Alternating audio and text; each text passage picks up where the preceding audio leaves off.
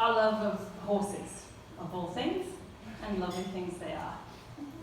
Margo and I became great friends, in spite of my confusing but delightful obsession with drinking tea and saying inexplicable things with my funny accent.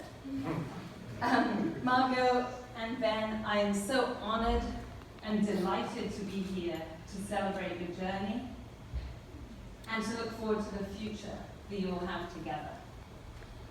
Apparently I'm supposed to give you advice, so I'm going to give you 4 things, and I'm going to try and keep it relevant to something we know. The first, be kind. Be kind as you would with a nervous horse that just arrived in a stable. Be kind. Be patient. Be patient when you see that horse escape from the field and gallop away. Be patient. Be truthful, as you would when you tell the owner of that horse that it escaped and you can't find it. Be truthful. And be together, as you will stand as you watch that horse leave your farm, never to return. Be together. So everyone, would you raise your glasses in a toast to the happy couple, our bride and groom. Cheers.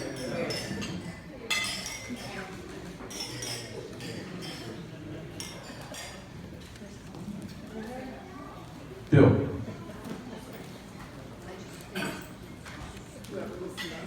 Thank you. Alright, so hello. For those of you who don't know me, I'm Bill. I met Ben and actually most of these guys over here about 20 years ago in a place where all great friendships start, Sunday school. Obviously we never got in any trouble. So Ben and I were both new to the area when we moved here. Ben had just come from Baltimore. This was right around the beginning of high school. Around that time, Ben started playing guitar, which is something he's been pretty passionate about ever since. Not too much later, him and Jess here convinced me to buy a drum set, which my mom back there loved. And the 3 of us started playing music together, started a band, grew our hair out. There's some great pictures from high school. But since then, I found that Ben has an extremely eclectic taste in music.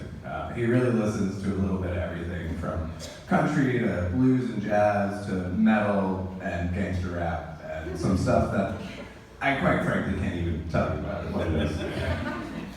But through playing music, hanging out with Ben so much, I realized he always really values being creative and making something new.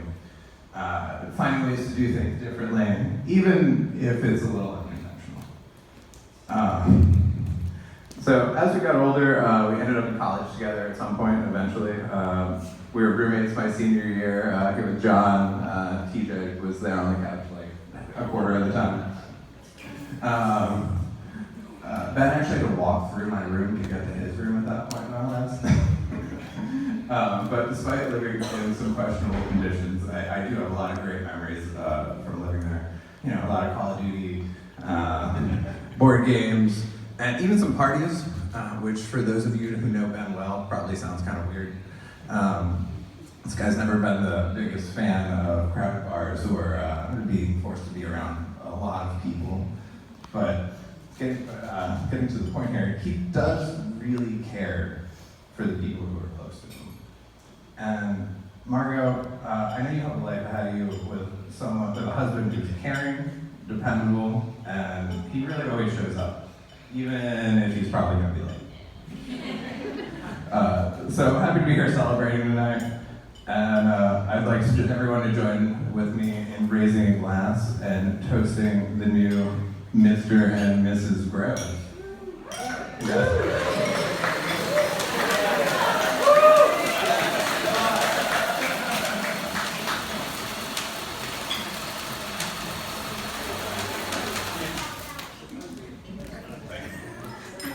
Each other, they're looking right. Did you see that? I didn't expect They moved around and I was like, click with each other. We're going to call Uncle George, who's going to give our blessing. Oh, nice. Thank you. That's three tough acts to follow. Mr. Duke, our wonderful attendants, ushers and bridesmaids. But I'd like to say a prayer of blessing for Ben and Margo. That was a beautiful ceremony that you had this afternoon, but I would like to add